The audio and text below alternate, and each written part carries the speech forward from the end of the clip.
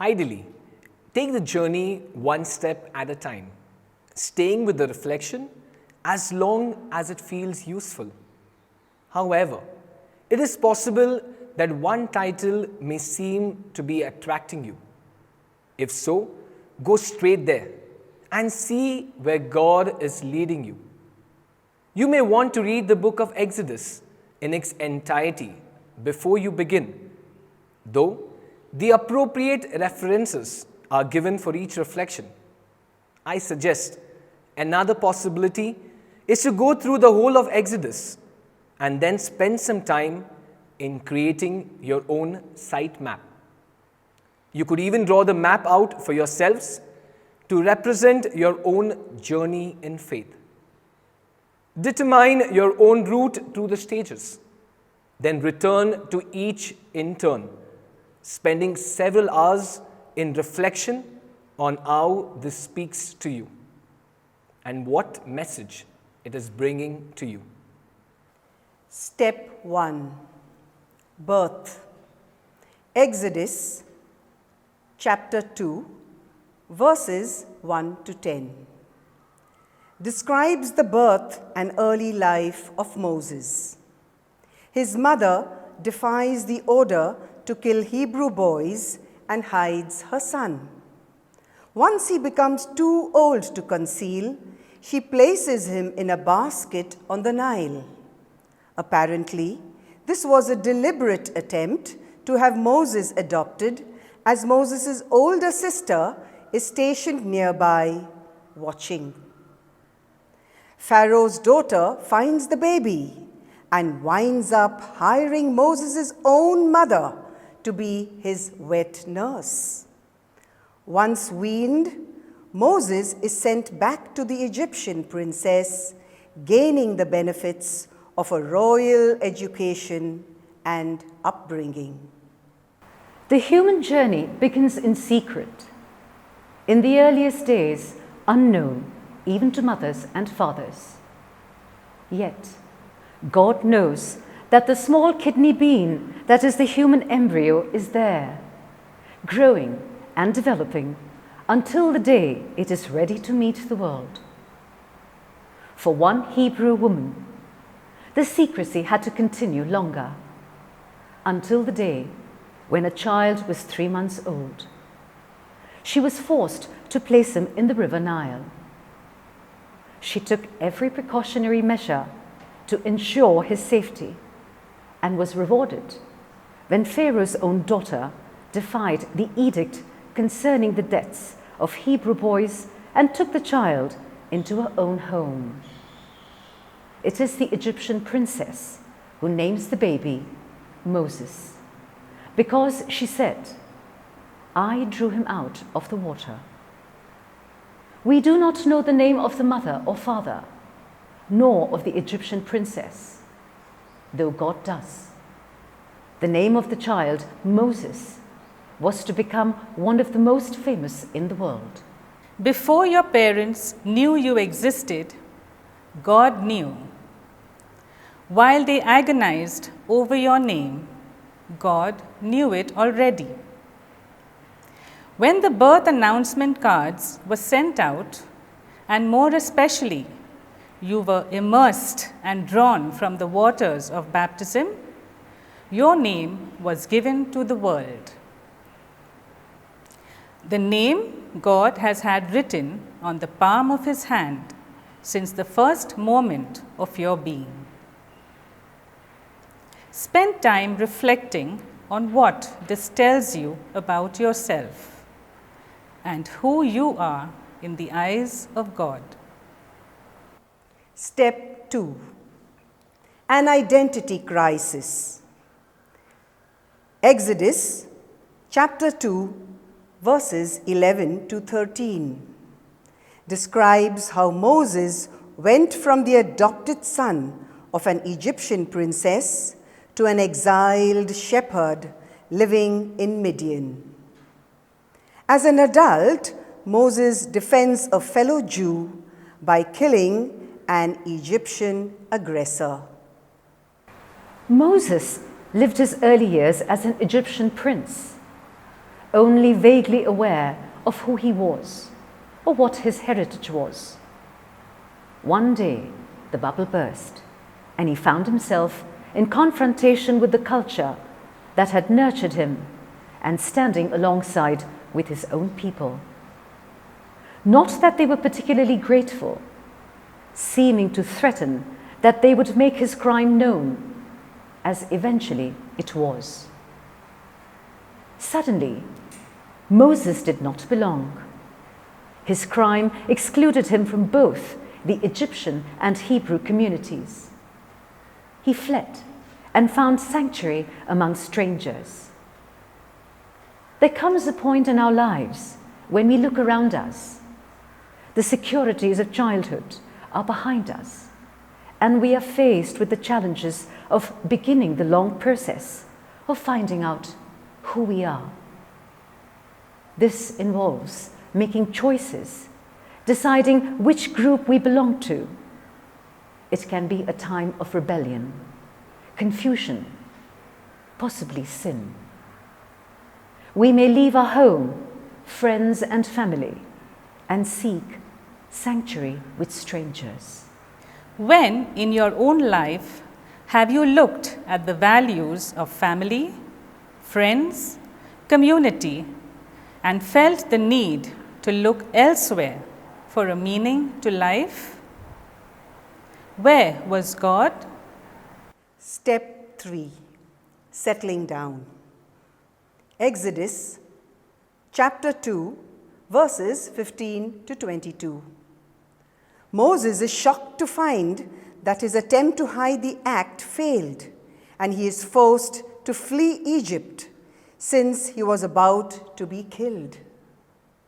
In Midian, Moses heroically defends a group of shepherd girls and is welcomed into their family. This establishes the backdrop of Moses' life for one of God's most dramatic encounters with man, the burning bush. Moses found sanctuary with the family of Jethro. He married Jethro's daughter, Zipporah, and they had a son, Gershom. Life began to seem comfortable and predictable. Moses at last belonged. He had a family. He wanted for nothing and could look forward to a secure, prosperous future.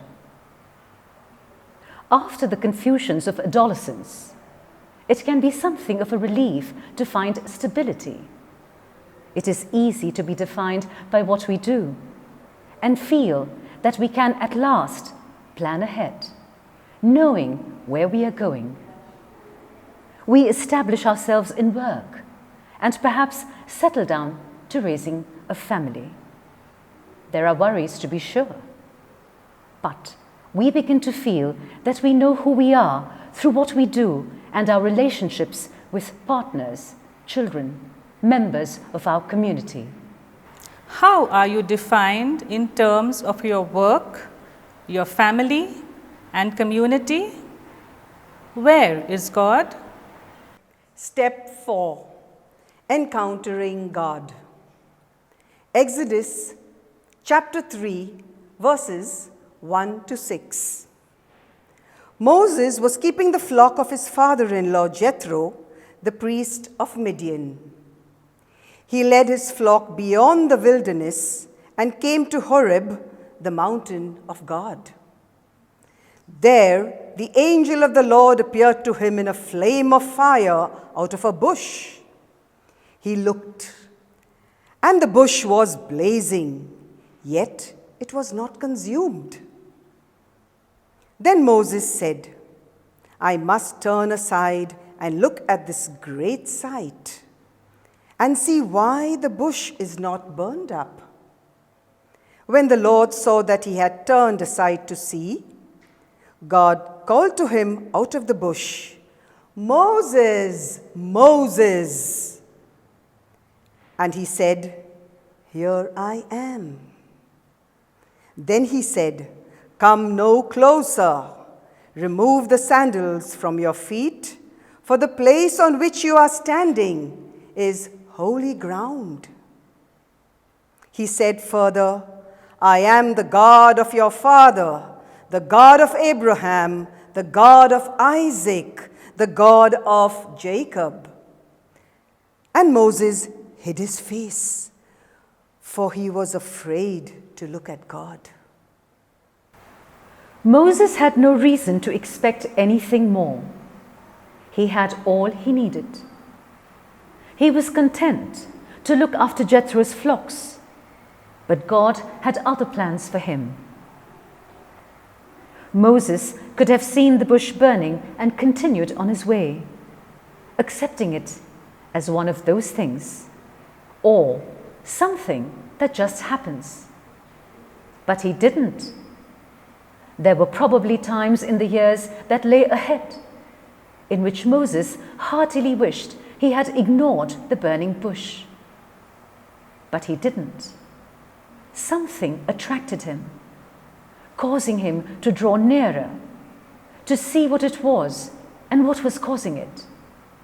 And as he drew close, God called him by name, and drawing him closer still, brought him onto holy ground. At some point in our lives, often when we least expect it, something happens.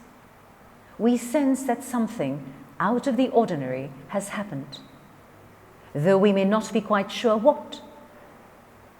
We then have a choice. Do we risk turning aside from the path we have laid before us to investigate? Or do we ignore it and carry on our way? When have you encountered something out of the ordinary and sensed that it is an invitation to encounter the divine? When have you chosen to allow yourself to turn aside to investigate? When have you allowed yourself to be too busy to look? In the latter cases, did God give up? Step 5. God reveals a name. Exodus chapter 3, verses 13 to 15. Reveals God's commission of Moses as his spokesman in order to lead Israel out of their slavery into Egypt. God provides reassurance in response to Moses' doubts.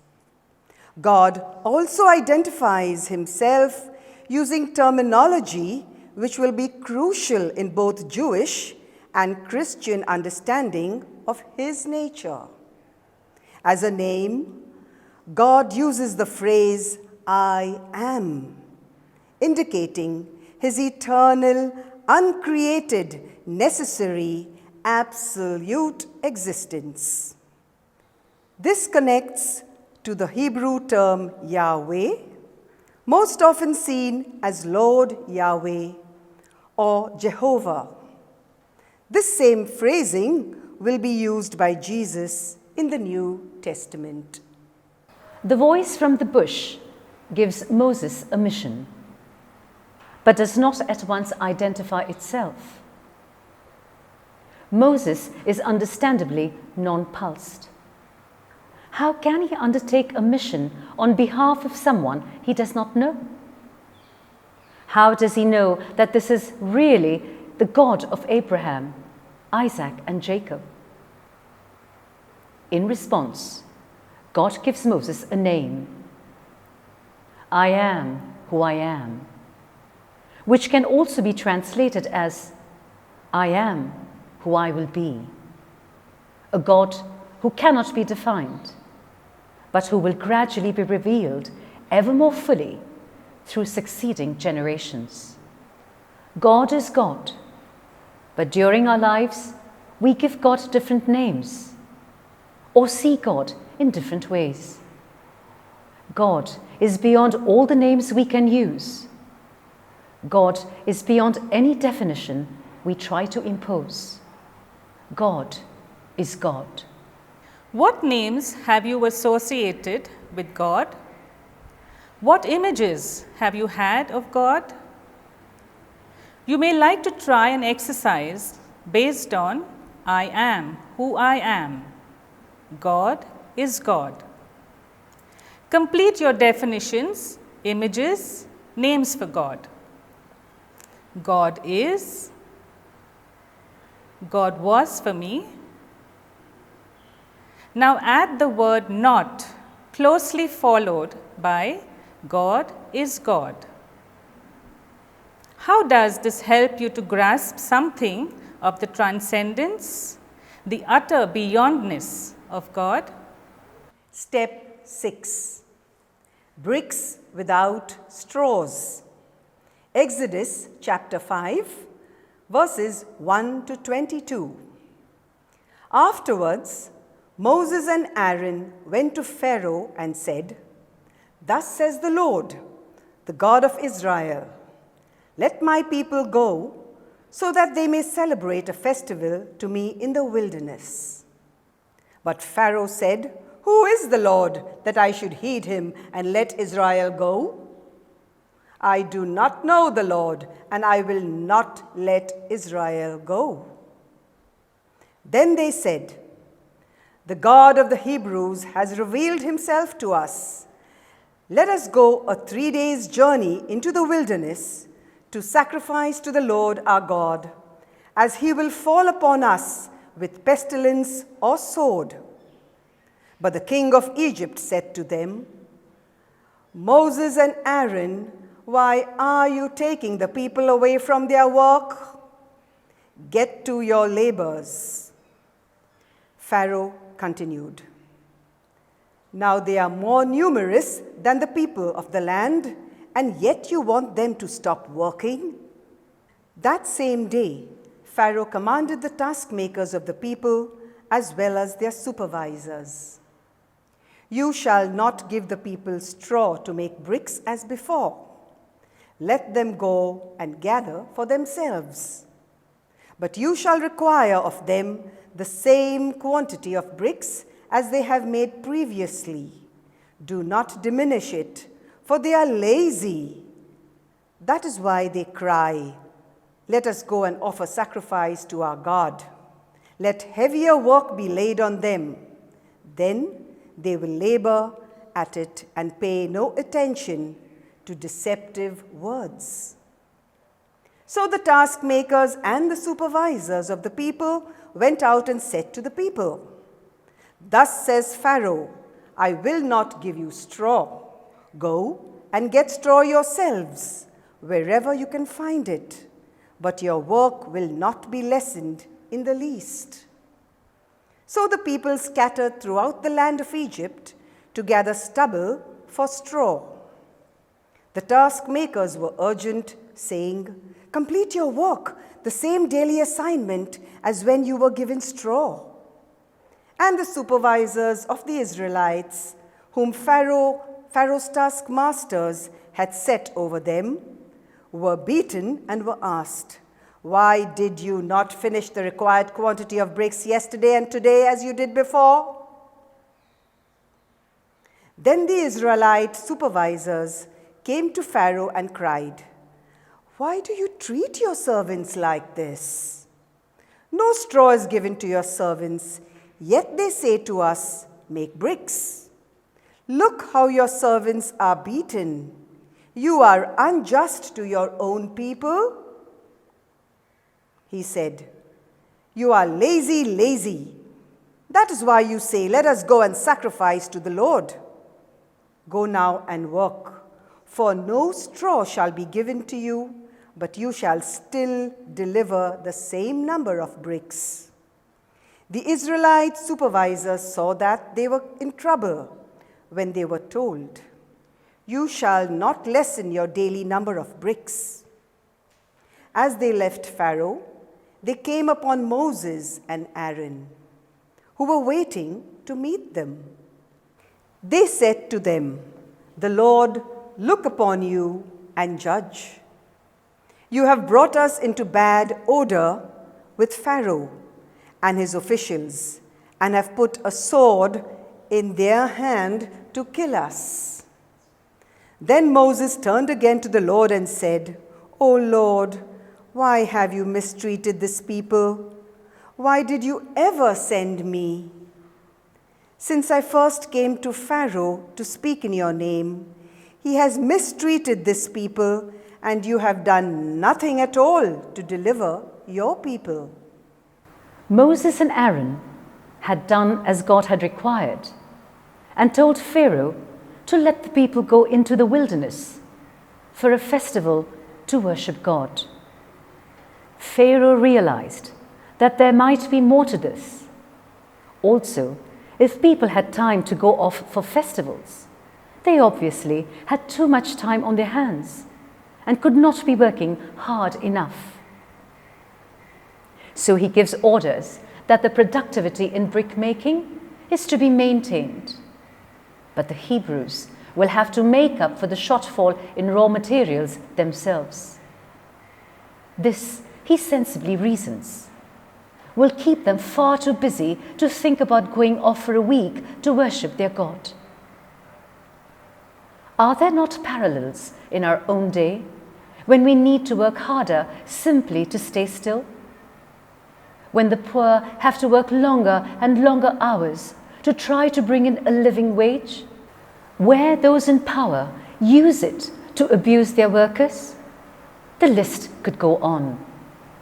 How is the bricks without straw situation replicated in our own day? How can you ensure that you are not held bound by your productivity or perceived lack of it when you take time out to fulfill your spiritual responsibilities? If you are an employer or person in authority over others, how can you ensure that employees have the time they need to worship God and to develop as whole people? Step 7. Plagues. Exodus chapter 10.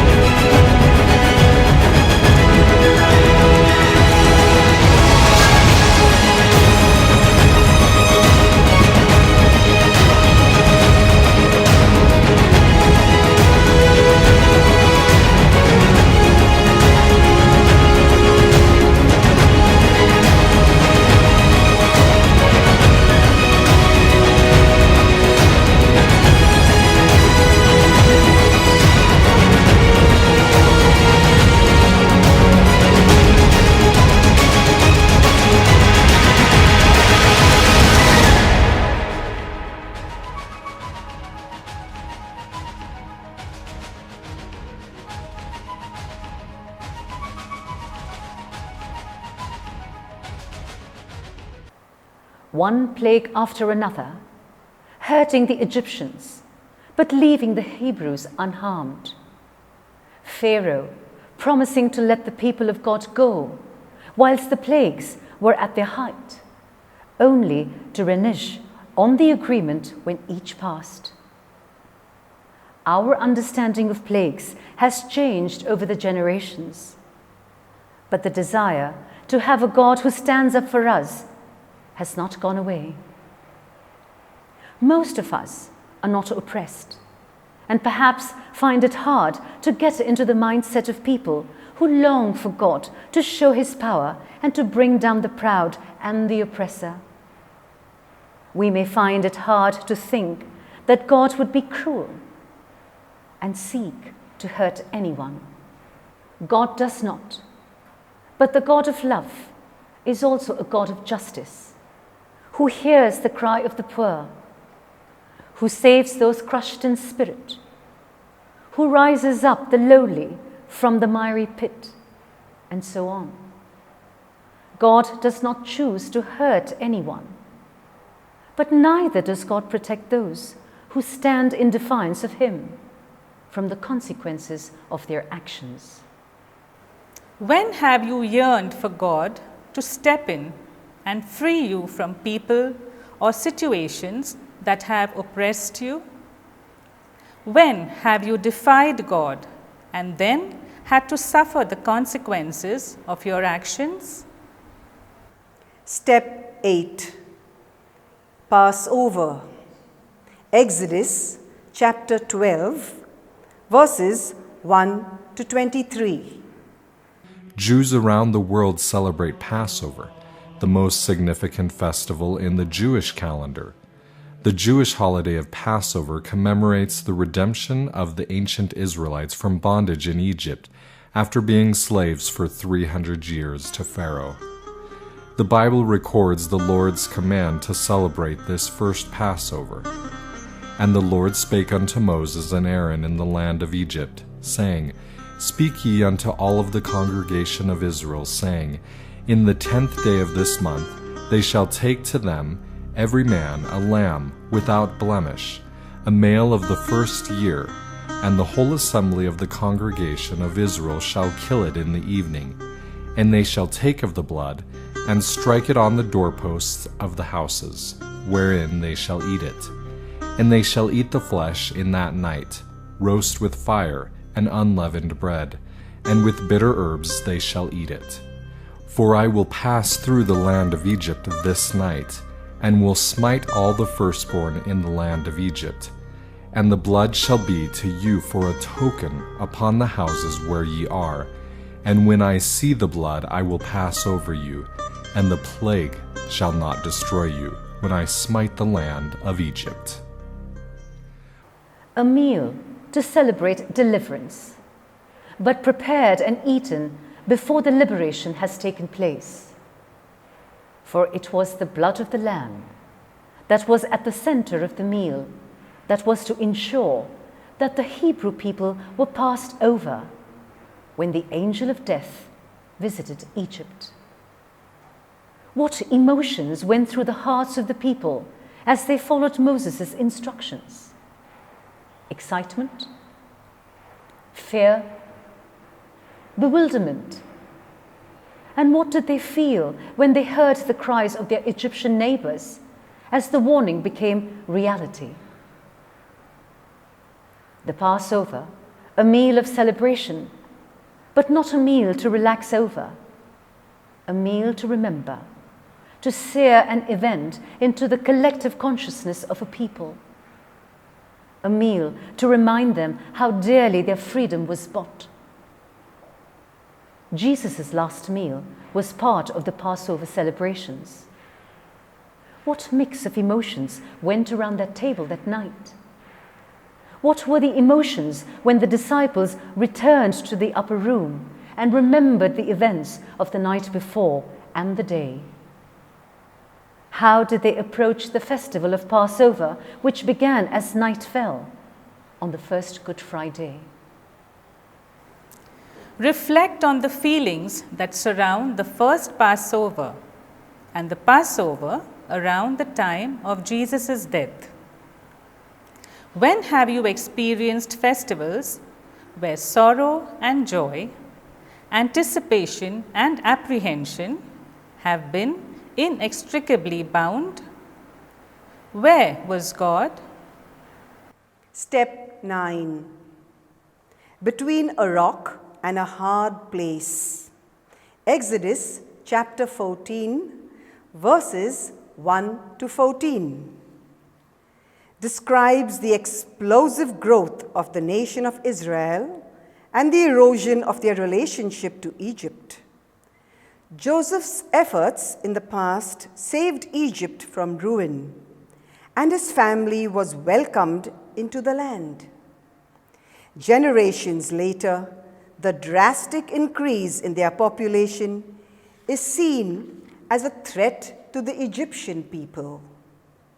Motivated by a combination of fear and disgust, the king of Egypt brutally enslaves the people of Israel in an attempt to reduce their numbers.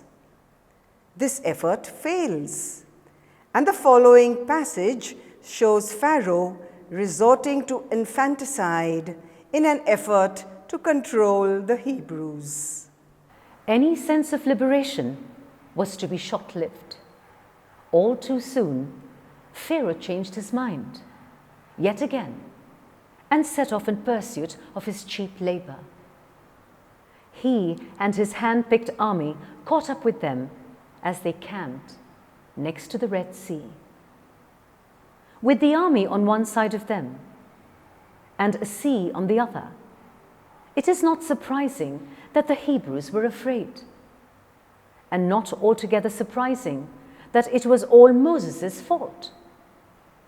Still more galling must have been Moses telling them that they all had to do was to keep still. Everyone has had experience of feeling trapped between a rock and a hard place. There seems to be no escape, no way out. Teresa of Avila describes it as being beset all around, no way of escape, and resorting instead to sending her spirit upwards to call on God. When have you been caught between a rock and a hard place, beset by troubles and seeing no way out? What did you do? Where was God? Step 10. Clouds and fire. Exodus chapter 13, verses 17 to 22. God chose to lead his people not on the nearest way, but the way that was best for them, just as he does today. He led them southward instead of eastward by way of Etham to the western edge of the Red Sea. A road map for the children of Israel through the wilderness, a light for them to travel by night, protection for the Israelites from the heat of the sun in the sandy desert. Clouds and fire are mysterious elements. They exist for a while and then disappear.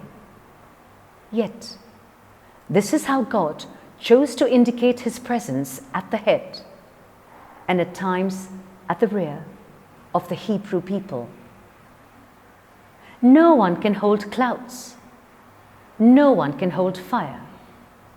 Neither can anyone hold God.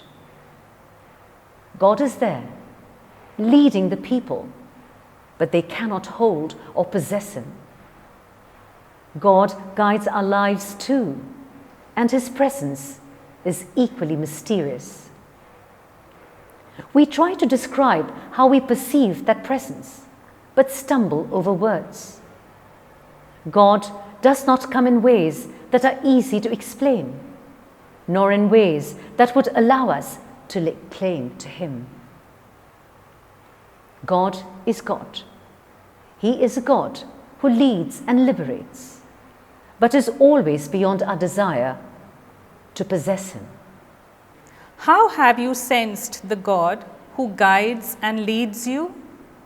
How would you describe it to another?